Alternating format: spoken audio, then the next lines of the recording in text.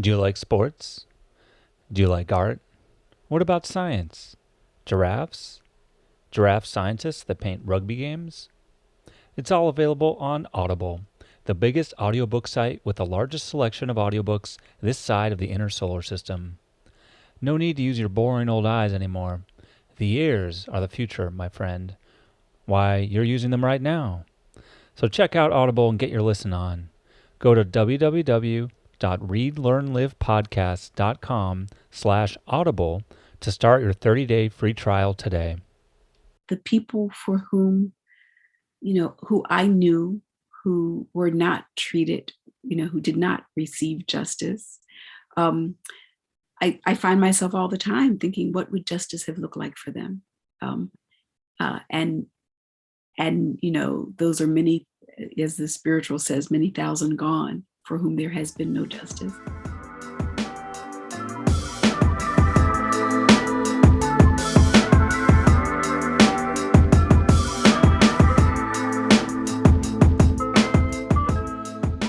Hello and welcome to Read, Learn, Live, the podcast about improving yourself through literature. I'm your acclaimed host, John Monaster, and I'd like to welcome you to episode 93. It's been a few months. I took some time off for a cross-country move, but here I am, back and ready to read. As always, if you have ideas for books you'd like to see featured, or of authors you want to put me in touch with, you can reach me at jon@readlearnlivepodcast.com. Today, I'm delighted to have the opportunity to speak with author Farah Jasmine Griffin about her new book, Read Until You Understand: The Profound Wisdom of Black Life and Literature.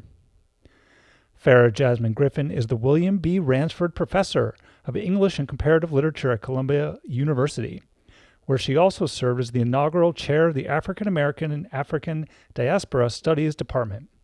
She is the author of 5 books, including Who Set You Flowin', The African American Migration Narrative, If You Can't Be Free, Be a Mystery, In Search of Billie Holiday, Clawing at the Limits of Cool, Miles Davis, John Coltrane, and the Greatest Jazz Collaboration Ever, and Harlem Nocturne, Women Artists and Progressive Politics During World War II.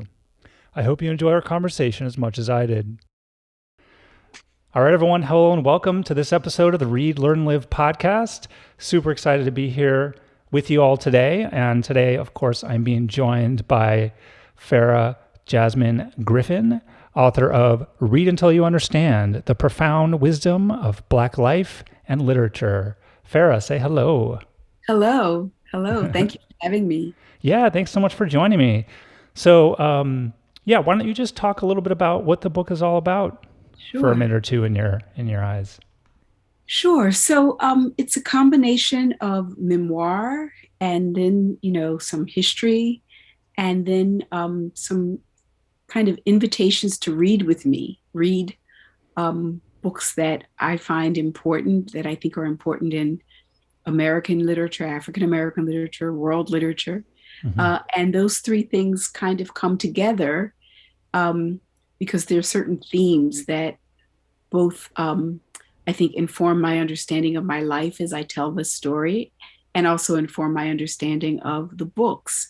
So, they're the history, the readings, and the memoir aren't 3 separate threads. They're just sort of threads woven together, and hopefully they lend to a rich reading experience. Yeah, I think they do, and I think it's quite an interesting approach. Quite a novel approach, I think. And in my mind, what makes a good memoir is the author really committing to being open and sharing kind of those deepest moments. And I think you did that. This book is filled with a lot of very intimate details about your personal life and your life growing up and your relationship with your parents and relatives and all that I think people generally can connect to, or at least they can understand that, this is somebody else that went through these experiences, and they feel real the way that they're written. So I think that's very important. So kind of knowing that, so what you're describing is a very interesting thing. I feel like I don't read so many books that try and, thread all of that at the same time. So one of the first questions I had was, kind of where did the inspiration come from? What made you think about, oh wow, like I want to try and do this, very difficult task. Yeah, so I think it was just being at the stage that I am in my life and my career. I'm a professor, I teach literature, I'm a writer, um, and I'm a reader, a lifelong Mm, reader. And I thought that oftentimes I separate, the teacher in me and the literary critic in me separates the personal mm, to be more objective, like the way we're trained to be. And I think there's certainly room for that. But I thought, wouldn't it be interesting to just be very honest about how I came to love reading, how I came to look for certain things in books, particularly by Black authors, but in literature in general, and how that reading informs my understanding of the world and my life. And so I wanted to, on the one hand, it felt like this would be a good time if I was ever going to do that kind of book. This would be a good right. time in my personal life to do it. And then there were just things that were happening culturally and politically in the country at the time that I thought, okay, it's also a good time to tell these stories because I think they will resonate with readers at this moment. So Mm, it was a kind of sense of timing in my life and timing in the world that made yeah. it seem right.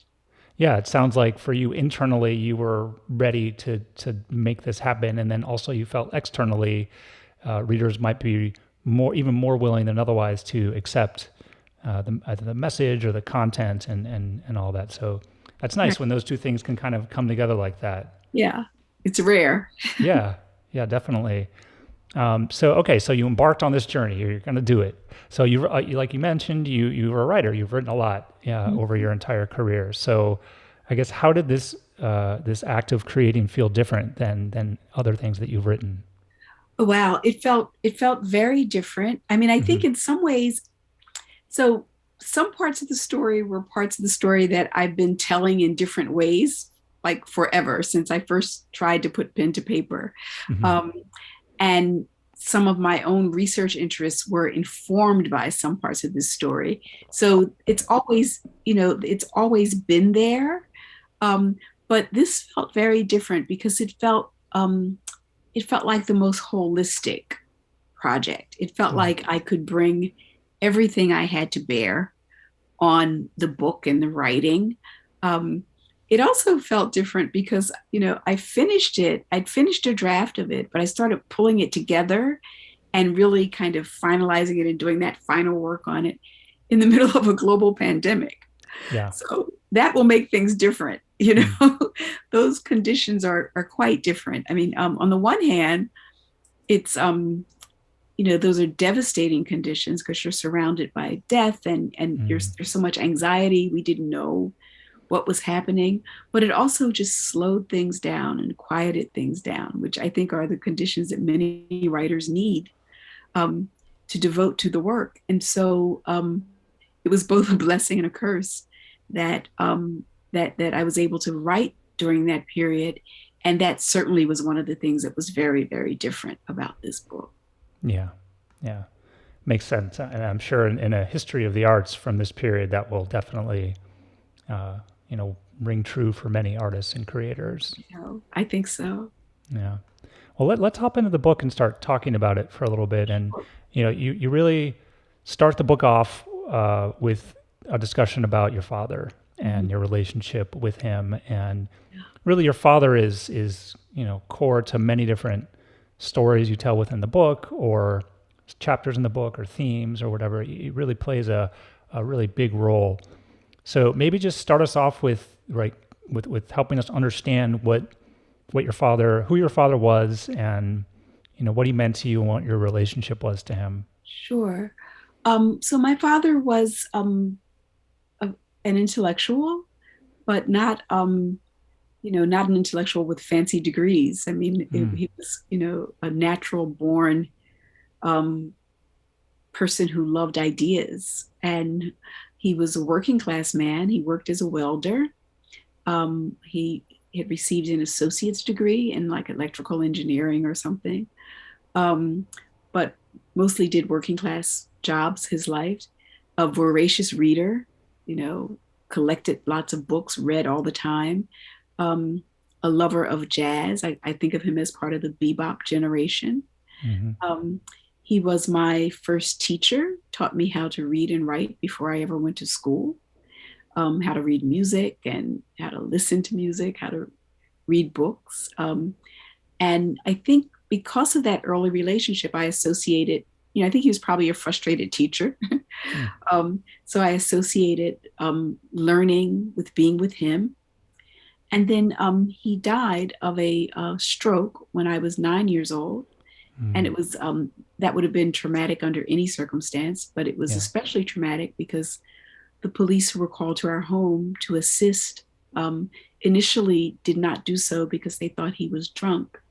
It's a Friday night in a working class, working poor Black neighborhood. I guess that's what they thought was probably going on. And Mm. so the trauma of losing my father at such a young age was kind of also had that sort of what if question in it also. Um, but my searching for him, my longing for him, I think led me to books, really. You know, books and the things he loved, the music he loved, trying to find him in the books he left behind, both the notes that he wrote, but also the actual books that he loved and read, set me out on a kind of lifelong journey, I think. Wow. Um, yeah, that's just like such an emotional story.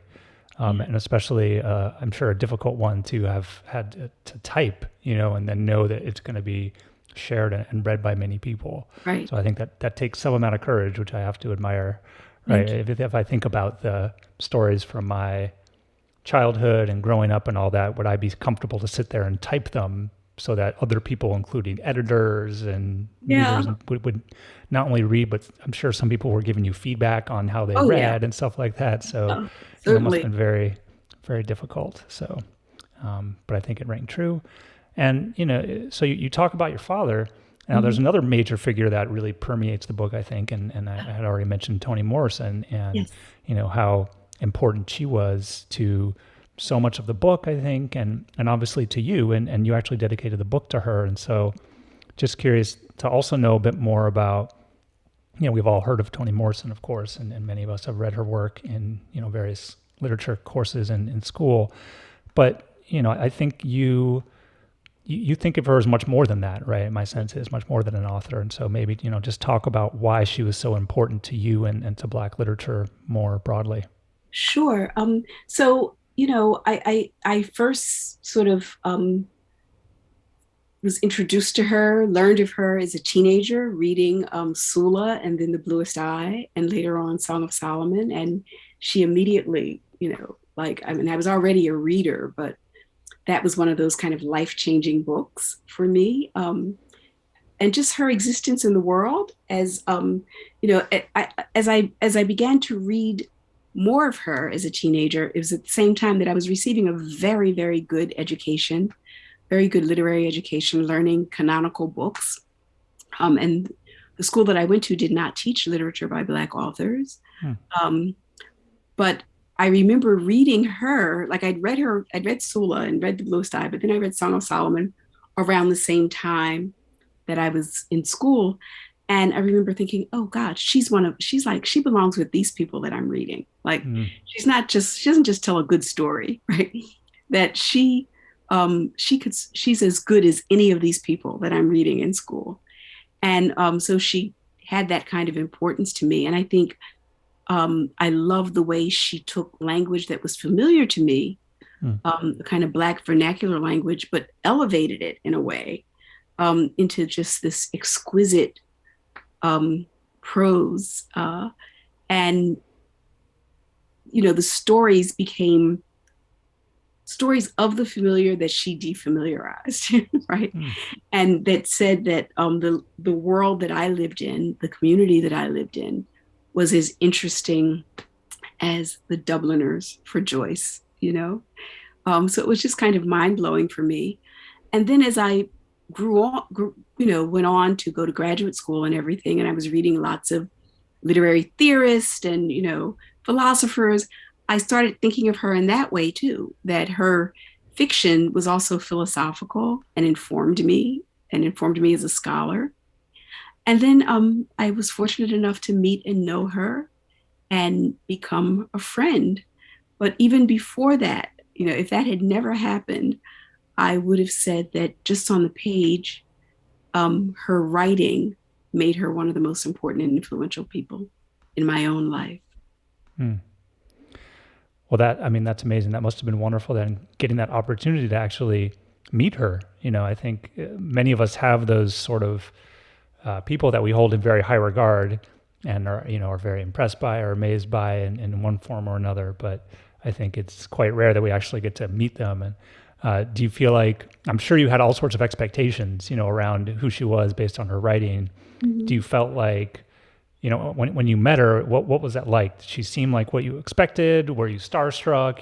How did that, and then how did that sort of like develop into a friendship? So Just curious. I guess to the extent that I am starstruck, if I was going to be starstruck by anyone, it would be by her. I was just a great lover of her writing, and I almost didn't want to know her Hmm. because so many times I've met people who I admire their work, and then I meet them and I don't like them, or Yeah. or they're not kind people, or they're mean people, or something. So I'd Hmm. almost rather not know. But that wasn't the case with her, and she was. I think there, if I had to take away two things, one, she was a lovely friend and thoughtful and funny and down to earth. And at the same time, she was also the literary genius that we all know, Yeah. and it would sometimes become clear, like, she'd be saying something funny or naughty or whatever, like just what an ordinary average person would say. And then she'd have an observation and I'd be reminded, oh yeah, that's her. Oh, right. Yeah. She's Yeah, like a genius. Yeah. yeah, of Right. course she's thinking like that. Yeah. So I think that it was a friendship for which even after she passed away, and I still am tremendously sad at the loss of her. That sadness is almost always turns into just how grateful I am for having had the opportunity, Yeah. just Yeah. gratitude. So it's sort of like a girl who has a girlhood hero, and you grow up to meet your hero. That's what it was like for me. Yeah. Well, what an awesome experience to have. Yeah. Um, so yeah, let's move on and talk about some other people here. And you talk about um, you talk about Frederick Douglass. You talk about Malcolm X. You get into a lot of different figures across these last hundreds of years. But I thought it was really interesting how you connected people across time, and you talk about kind of your efforts to do that. And so you talked about Douglass, and then you connected Douglass to Malcolm X, and then even to Obama, right? And kind of these really interesting figures in their own time, and how they kind of connected throughout those traditions. And so Yeah.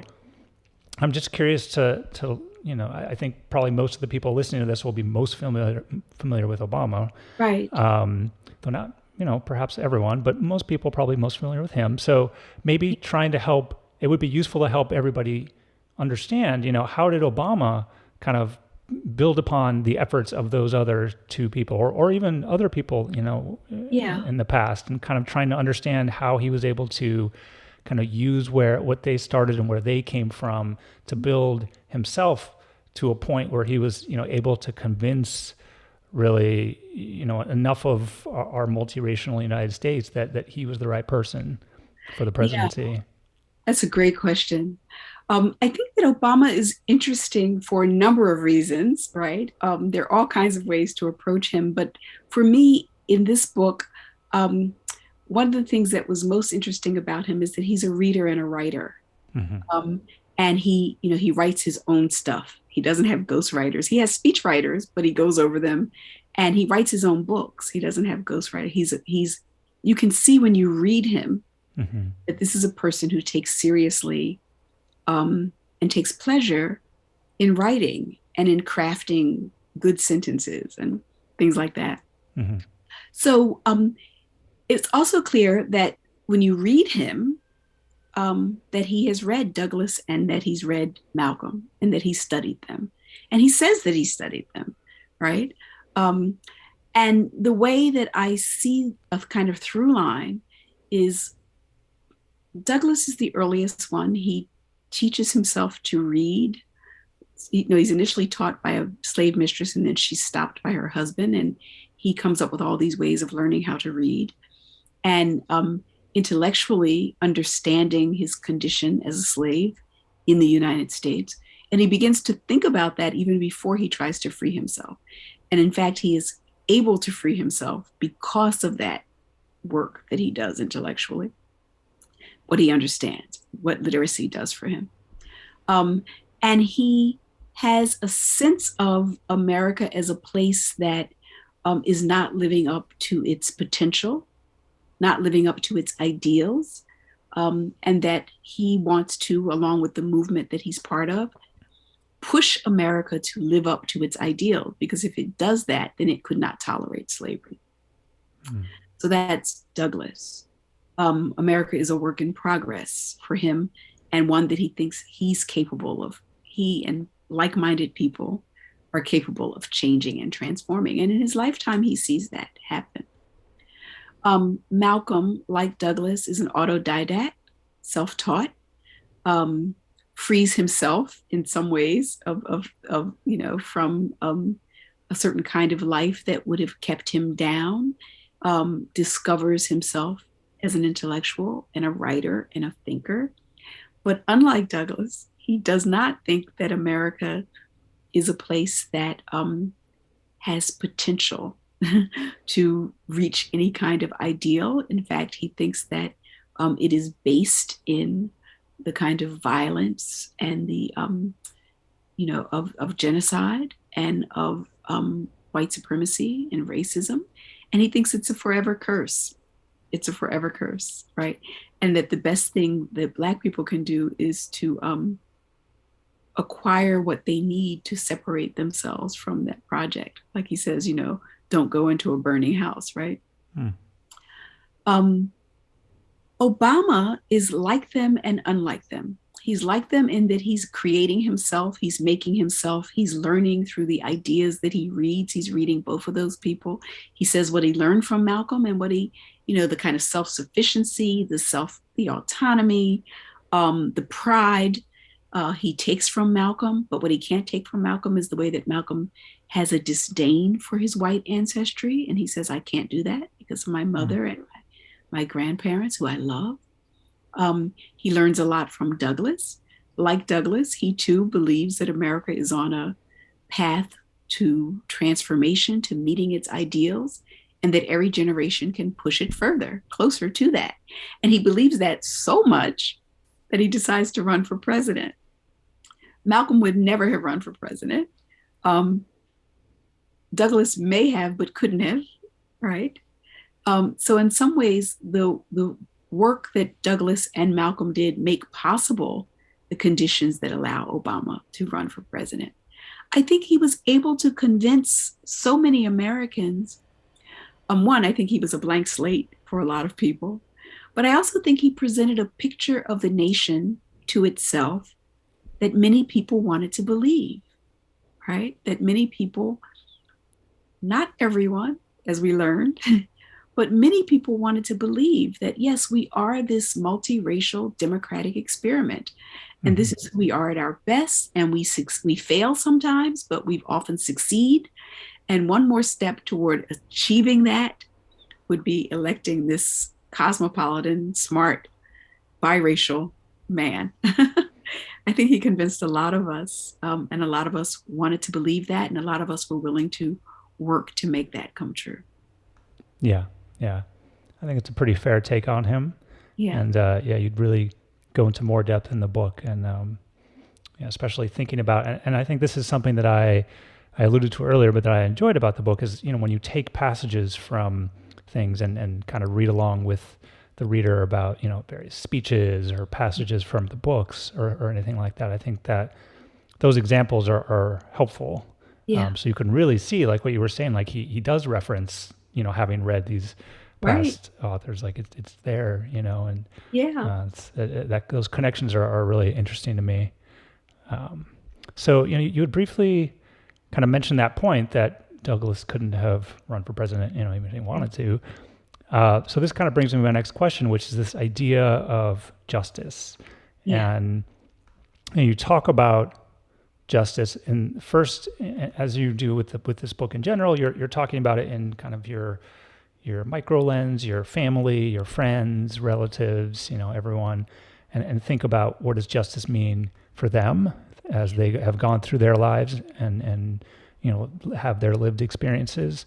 And then you kind of broaden that and think about what does justice mean in the context of, the racism, the slavery, mass incarceration, everything that has happened in this country over, since its founding, and maybe even slightly before its founding. So I just thought it was, again, these are all interesting comparisons to draw. So I would be curious to know, well, how do you then think about justice as a whole? Right. So you're looking at it from your family perspective and what people feel is right or not for them. And then there's this sense of there have been injustices against entire groups of people.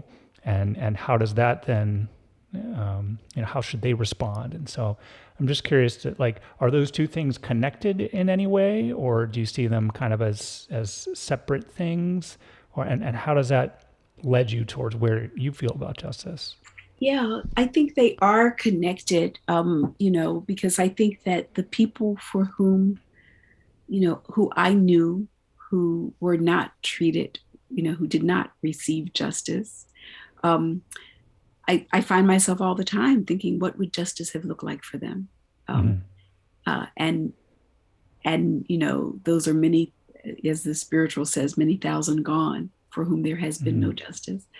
And then, I often think of, the ways that we think about it. We think about punitive forms of justice. If someone does something, they should be punished. Um, and then I think, well, what does that do for the person to whom the harm was done? Does that do anything for them actually, except giving them a sense that, um, maybe an eye for an eye or something? And so I've come to the point where I am really trying very hard to learn more about conceptions of restorative justice, um, that restore communities, that restore victims, that give victims some sense, what does it really mean to try to make someone whole? But that can also possibly transform the perpetrators of injustice, right? That these are processes. And again, I don't have an answer, but it's at least a way of thinking. And sometimes it's very hard because sometimes there are certain instances where, I want an eye for an eye, Mm. but I don't want to live in a society that would be governed by my desire for revenge. That's why I would want to live in a society that had some other way of understanding what justice meant, so that my own drive for revenge in the moment um, wouldn't be what drove anything actually. So it's a process, and I think that what I see and what I try to say is that in most African American literature and history, there's an ongoing fight for justice. It is rarely achieved, um, but we continue to fight for it. And in the process of fighting for it, um, the people who fight for it are transformed. And I think transformed for the better, and perhaps, maybe make their world a little bit better along the way. Yeah. That makes me kind of think about what I also wanted to talk about in the context of this idea of rage, Yeah. and because you were just talking about revenge and the heat of the moment, and what you might desire then might not always be connected to what positive outcomes for society are. And I think this is obviously, like you said, a huge, um, a very difficult point for a lot of people, and how to think through that. And so you talked about Bambara and the writing, and I'm just curious to hear, this idea about taking rage and using it for good, and I think that maybe that speaks to a little bit about what you were also getting at there is we're going to feel these feelings to some extent.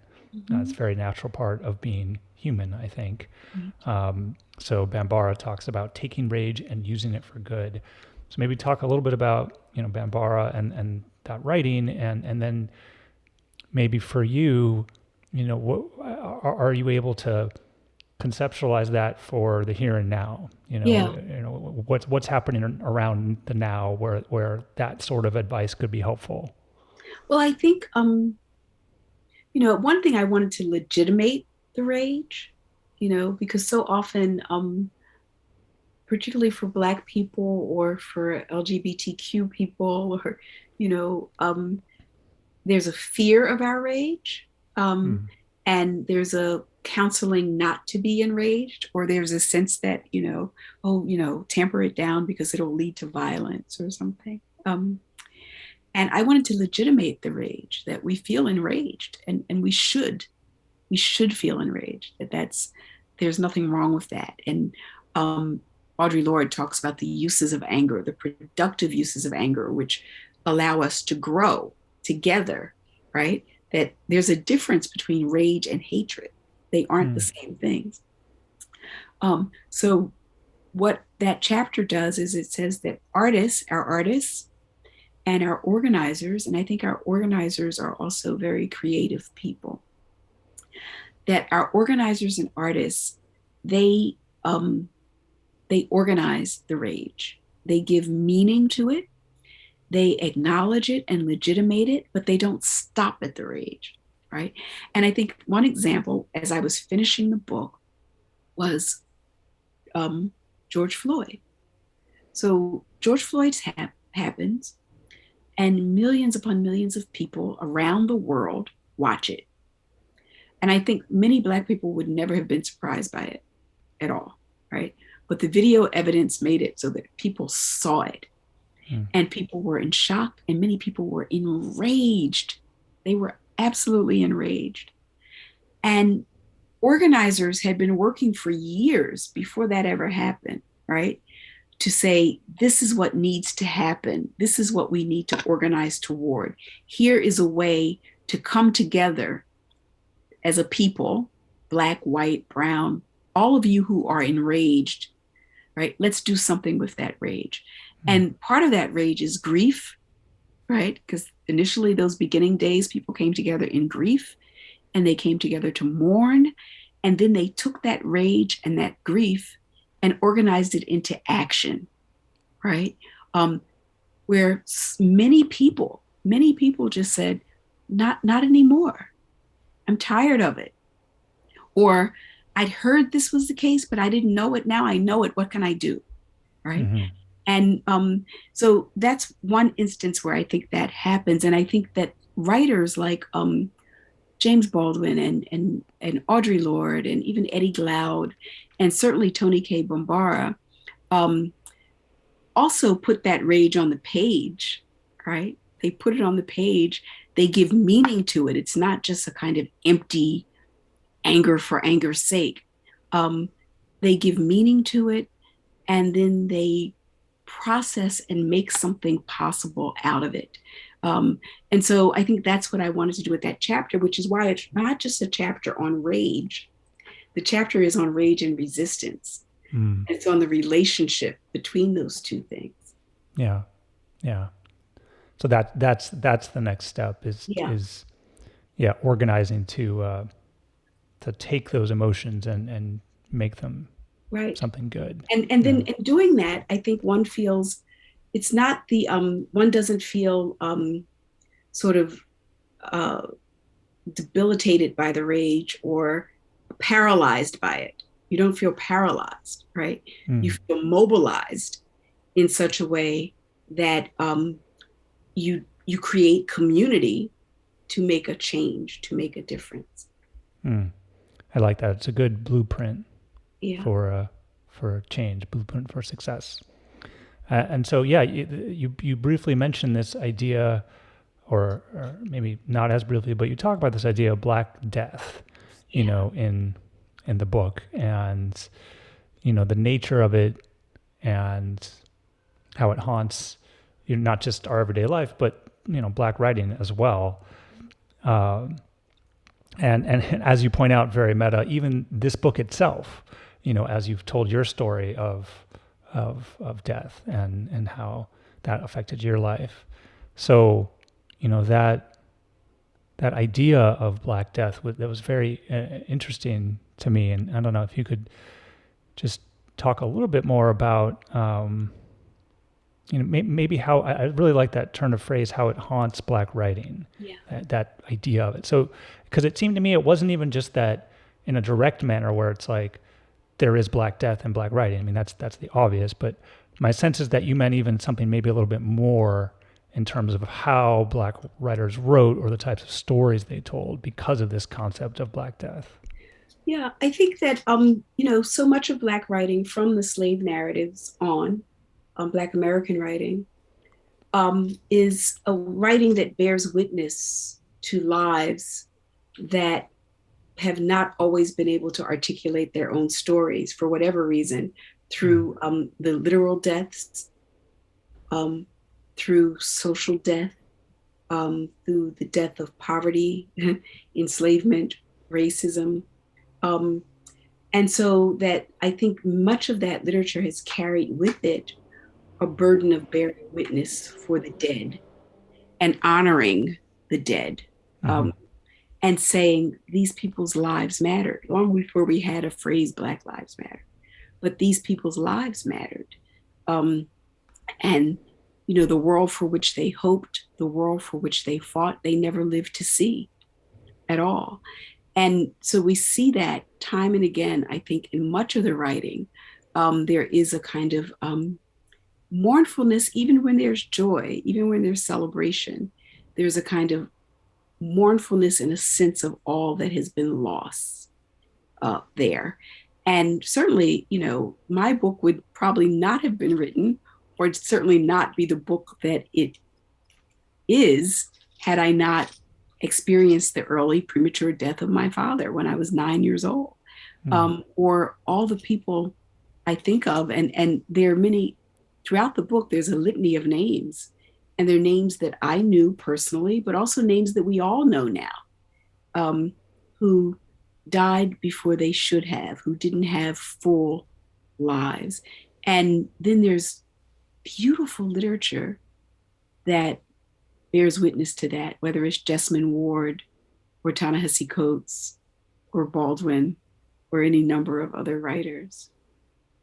Yeah, I think you do a good job of putting those names in front of people's eyes. You have, I think, a place or two where you really just list them out, Yeah. and force people to acknowledge and accept that these were people that aren't around anymore. So, okay, I wanna slightly change course. This has been a little bit of a sad discussion, and the book is not all sad. No. The book is happy as well in many ways, and so there are some chapters on love and joy and self-determination and all that I think are quite positive. I wanted to focus on, and even others that focus on cultivating beauty and grace and all that. So one thing I really enjoyed was the opportunity again to learn more about you. And so you tell your story of your parents and their love story, and then kind of go from there and talk about love within Black literature. So I don't know if you want to tell the short version of your parents' love story, but I enjoyed it. And then maybe if you have a piece or two of love in Black literature you really enjoy and would like to share. Yeah. So, I grew up hearing their love story, and it was sort of a story that my family told and my neighbors told. They were teenagers. They met when they were teenagers, and they, puppy love, which my mother takes very seriously.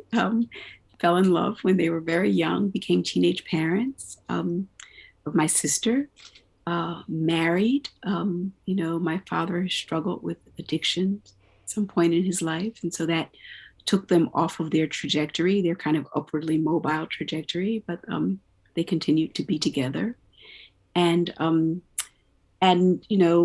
he told versions of the story, and she told versions of the story, and my aunts told versions of their story, and on and on and on. And so, because I'm a literary geek, Yeah. um, I was always looking for stories like theirs in the books that I read, and I didn't see them initially. Like the greatest, the most well known love story in Black literature is Zora Neale Hurston's Their Eyes Were Watching God.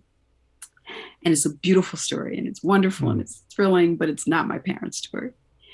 And there is, each of these stories is different. So I try to tell their story in the book, but I say that James Baldwin came closest because James Baldwin wrote about these young couples that seemed somewhat doomed, but were deeply in love with each other. And that those stories about romantic love between those young couples in James Baldwin, that just sits at the core because it's a chance for him to talk about a broader communal sense of love and a spiritual sense of love and how that is drives, and is necessary to drive Mm-hmm. um, marginalized communities. And so for me, James Baldwin's If Beale Street Could Talk is just one of those stories that is about a young couple who is confronted with the wrongful imprisonment of the young man, but who is nonetheless surrounded by love. And they're surrounded by the love of their family, by their neighbors. They're surrounded by the love of Spanish restaurant workers and an Italian store owner and a Jewish landlord, all of whom come together to kind of care for them. And to me, that becomes a model almost of what America could be. I think Mm. Baldwin is giving us a sense of that. So I start with this very specific love story and hopefully branch out to talk more ethically about the ethical dimensions of love. Yeah. Uh, and just I don't know, even further, I think after that chapter, you talk about another love, and I think that's a love of music, and that's the chapter I think joy and self determination. But you start that chapter. I mean, it was funny. I wasn't expecting it, but you really start that chapter out with just an in depth discussion of music, and it's very clear that you love music and you have such fond memories of it, especially from your childhood, and in Yes. and in the jukebox at the restaurant and all that. And you mentioned earlier your dad taught you to read music. Mm-hmm. So, just, I don't know, I'd be curious to know about how you decided to, want to talk about that too and how it fits in with your, the ideals of what you wanted to get across in a chapter called Joy and Yeah. Self-Determination. So, I thought this is where the memoir, sometimes the memoir drove things. And this Mm-hmm. is where the memoir was driving some things. And I thought, okay, let's be real. Like books meant the Yeah. world to you, and books meant the world to your dad. But the thing that meant the most to everybody around you, more than books, it was music. Mm. And I think that's true of Black American communities. I think it's true of it's something I think we bring with us from the continent. I mean, music is central to our lives. And so, music has been one of the few venues where Black people have been able to kind of achieve and accomplish and express their genius. And there was just a real devotion to and love of music that accompanied every single part of our lives. But it also fits with the way I talk about literature because the close readings that I give to literature is the kind of close analysis that the people around me gave to music. Mm. Um, and to our musicians and to the musicians' projects, their overall projects and their lives, and what that music meant and what they meant. And it was also, it was a shared activity. It wasn't necessarily a solitary activity. You listened to music with other people, you talked about it with other people. There was no social space that was not music filled, whether it be the church, the restaurant, the block, the schoolyard. I mean, every social space was filled with music. And so that chapter kind of sits in the middle. And it's like books were important, but hey, let's not forget music was far more important Yeah. than books. Yeah. Oh, that's fair. And it's interesting, right? I think that's a really good point that, um, you can all sit quietly and read together maybe, but it's of course, not at all the same No, as listening together, and exactly. that's what leads to dancing. And Right. I don't know. I'm sure there's some evolutionary stuff if you go far back enough about why Oh music yeah, is important to us. absolutely. It's, I mean, I just, it's fun. I'm going off on a tangent now, but I was watching the 60 Minutes uh, segment on Tony Bennett, Hmm. and how he can't remember something that happened an hour ago, but he can remember a melody and lyrics and sing them perfectly. And so I Yeah. think you're right. There is something, that the scientists are working on trying to figure out, but we Yeah. who live with music know it to be true, that there's something ancient in terms of Yeah. our relationship to the musical. Yeah. Definitely. And you also talk about beauty, which I thought was really interesting, and the idea of cultivating beauty. And so you talk a lot of this. I think this was sort of the first time in the book where you really focused on your mother. Yeah. That your mother. I think your mother really had. Had been a part of the book, and you talked through. Obviously what her experiences were like in various situations. But I think this chapter was about you and your mother Yeah. and what that relationship was. So, and especially, she was a seamstress, and you talk about her ability to sew and create in many different, venues. And I really like that phrase you put, that she engaged in the art of transformation. Yeah. So I don't know. I'd love to hear more about your mom and about sewing and how she used sewing to transform. Yeah. So I think it just at a basic level, that's what seamstresses do, right? They Hmm. take raw material, like Yeah, a yeah, bolt of fabric, and they take that bolt of fabric, and with their skills and the other tools of their trade, they create something that wasn't in existence before, a dress, a blouse, or whatever. That's what they do. So it is an act of transforming one thing into another through their talent and skill and their tools.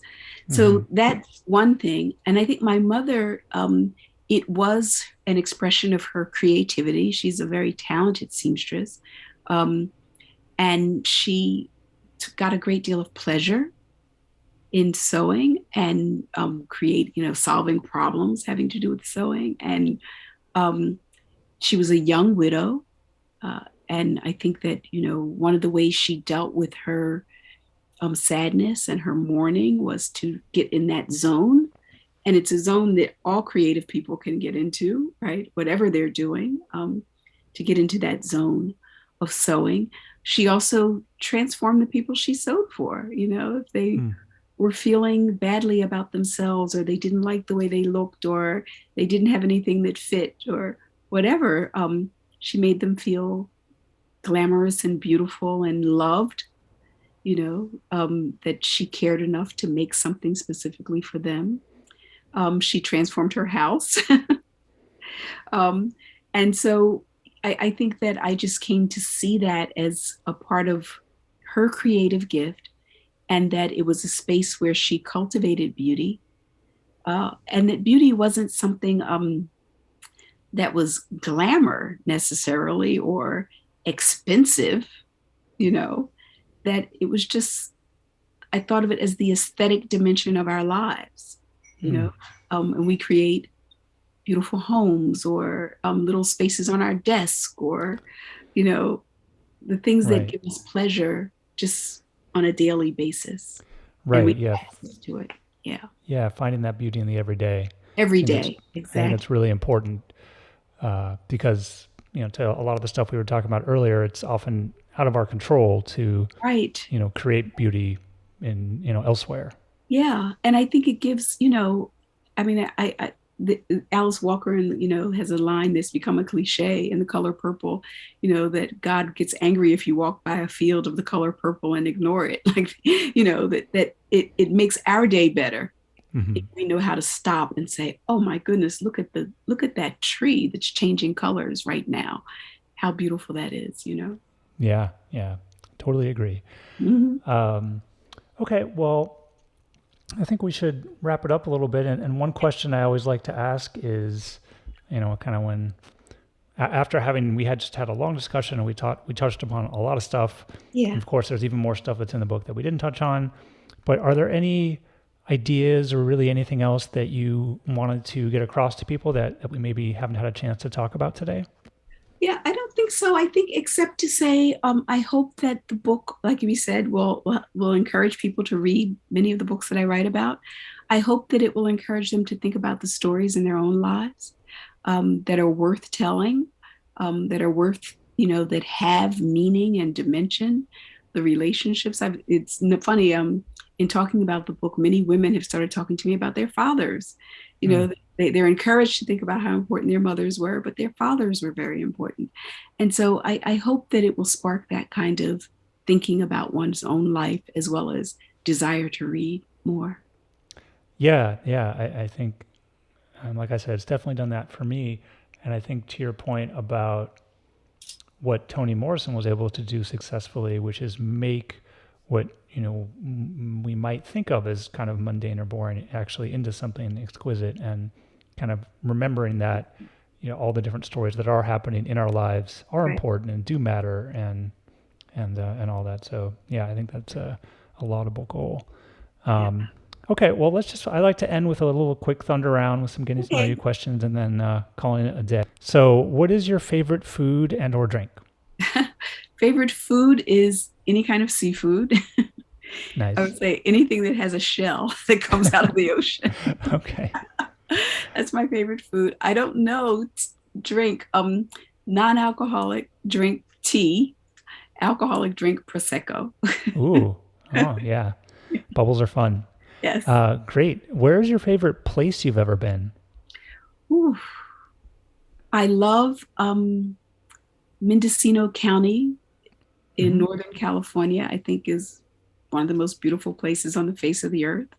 So I'd have to say Mendocino County is probably one of my favorite places. Although I love Paris, very different, but Mendocino County, I'll choose Yeah. that. Yeah. No, sounds great. All right, last question. If you could wave a magic wand and change any one thing, what would it be and why? Whew. Yeah, I think I would just change. Oh, there's so much. So any one thing. I think um the impulse to hate, the impulse to hate. I think I would change that. I would take that impulse for hatred, which is part clearly exists in human beings. Hmm. I would change that. I don't know that I would remove it entirely, but I would certainly make it a little less easy to access. Mm, I like that. If only that were an easy switch to flip in all of us, perhaps. Oh, But it would change the world. it would change the world, right? Yeah. It's interesting to Yeah. think about that sort of thing. Well, this has just been a wonderful conversation. And in case those of you listening out there haven't figured out, I really enjoy this book, Read Until You Understand the Profound Wisdom of Black Life and Literature. Farah, Jasmine, Griffin, thank you so much for being with me today. Thank you. Thanks so much for listening to this episode of Read, Learn, Live. If you liked it, tell a friend and subscribe on iTunes and Google Play. If you hated it, tell a friend and subscribe on iTunes and Google Play. And so it goes.